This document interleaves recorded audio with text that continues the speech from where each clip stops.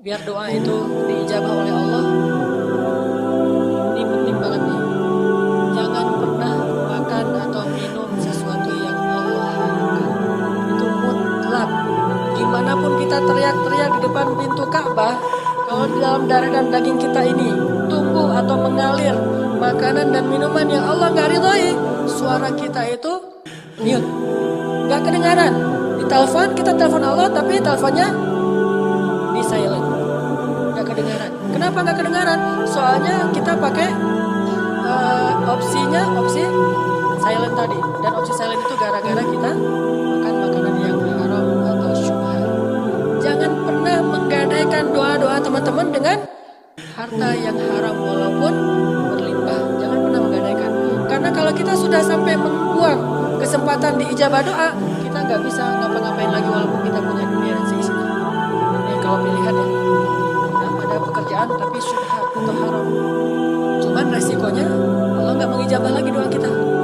Atau kita nggak mengambil pekerjaan itu, cuman gak dapat keuntungan besar, tapi Allah mengijabah doa-doa kita. Kalau saya sangat yakin gak perlu istikharah, akan memilih yang penting Allah mengijabah doa saya. Urusan yang lain terserah. Kalau Allah mengijabah doa saya, mau coba, mau apa aja, minta sama Allah pemilik segalanya. Tabarakalladzi biyadihil mulk. Di tangan Allah segala kerajaan. Jadi jangan sampai Allah yang kita hilangkan. Jangan sampai kita kehilangan tali dengan Allah Subhanahu wa taala.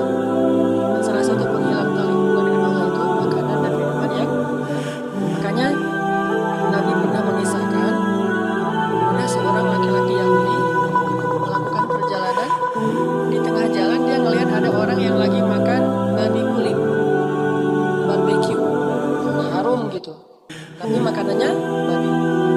Laki-laki Yahudi tadi nyamperin terus bilang, boleh nggak saya minta satu potong ikan itu? Kata laki-laki, boleh nggak saya minta? A'tini hadas samak, beri saya sepotong dari ikan ini. Kata orang-orang, kamu kan penampilannya kayaknya orang Yahudi ya? Ya, bukankah orang Yahudi itu dilarang makan babi? Memang. Terus kenapa kamu minta makanan ini?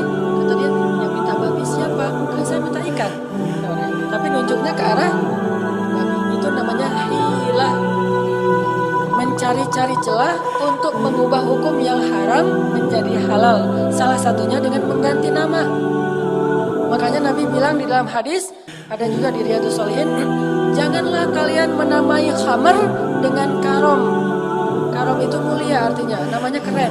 Jadi khamar itu tetap khamar, jangan dikasih nama yang keren-keren. Harganya 2 juta. Dari Itali. Keren lagi namanya tuh. Terus packagingnya bagus banget. Jangan, kata Allah, kata Nabi. Kenapa? Karena itu akan mengubah sesuatu yang haram menjadi sesuatu yang disukai, diminati, bangga orang dengannya. Sehingga dilarang menamakan sesuatu yang haram dengan nama yang baik. Begitu juga mengubah namanya menjadi nama seolah-olah dia halal. Orang Yahudi ini ngasih nama babi dengan kalimat samak, ikan. A'tini hadas samak, beri saya ikan ini. Kata orang-orang, ini kan gak boleh untuk kamu orang Yahudi. Saya minta babi, saya kan minta ikan. Tapi nunjuknya ke arah babi. Akhirnya kamu berdebat, dikasihlah sepotong makanan babi. Dia minum, dia makan, kemudian dia minum khamar. Udah selesai itu dia jalan. Dia jatuh di tengah perjalanan karena mabuk. Kemudian untanya hilang. Untanya membawa semua bekal-bekal dia. Terlunta-luntalah dia di tengah padang pasir. Ketika dia sadar, dia gak punya apa-apa lagi. Waktu itu kemudian dia duduk, lalu dia berdoa kepada Allah, Rabbi. Sampai di situ aja. Nabi kemudian ngasih komen terhadap hadisnya. Jadi Nabi menyampaikan ceritanya, kemudian Nabi komen. Apa komen Nabi? Makaluhu haram, malbasuhu haram, mashrabuhu haram, fa anna yustajabu lidzalik. Makanannya haram, minumannya haram. Kemudian tempat tinggal pakaiannya haram. Bagaimana Allah akan mengijabah doa dia? Sehingga laki-laki itu mati di tengah padang pasir dalam keadaan terluka-luka. Datang lagi seorang sahabat namanya Sa'ad bin Abi Waqqas, datang kepada Rasulullah, ya Rasulullah, doakanlah saya supaya Allah mengijabah doa-doa saya. Karena saya berdoa itu Allah belum mengijabah saja. Saya mohon tawassul dari engkau ya Rasul, dengan wasilahmu semoga Allah mengijabah doa saya. Kata Nabi, ya Sa'ad, atib mat'amak, wahai Sa'ad, bersihkanlah makanan dari yang haram. keuntungan ribanya, dan dia tidak mau lagi makan riba sebagai seorang rentenir. Kemudian akhirnya dia berdoa lagi, dan sejak saat itu saat terkenal sebagai seorang ahli ijabah dalam doa, karena meninggalkan usaha-usaha yang tidak Allah ridhoi. Jadi kalau mau melihat keajaiban dalam doa, jangan pernah masukkan makanan dan minuman yang haram ke dalam tubuh kita. Mending kita lapar daripada kita memakan sesuatu yang Allah haramkan, kecuali darurat. Kalau darurat boleh, kan kaidah fikihnya ad-darurah tubihul mahdzurah. Yang darurat itu membolehkan yang tidak boleh.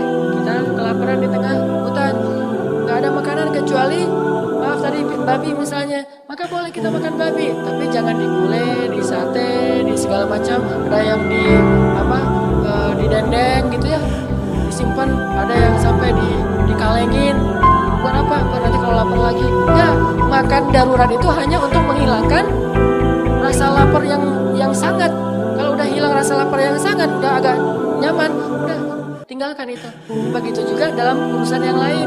Kalau kita darurat banget, boleh menggunakan harta yang haram, tapi sebatas menghilangkan unsur darurat kita saja.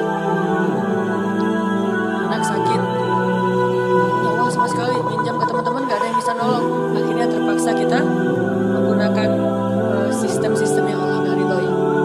Tapi sebatas untuk bisa membiayai pengobatan anak. Jangan utangnya 1 miliar, padahal pengobatannya 10 juta. Kenapa ada 990 jutaan? Karena itu buat tambahan modal. Nah, ini bukan darurat namanya. Selama kita menjaga yang ini, Allah berjanji akan mujibu da'watad da'i. Aku akan mengijabah doa-doa kalian. Jangan pernah menggadaikan doa.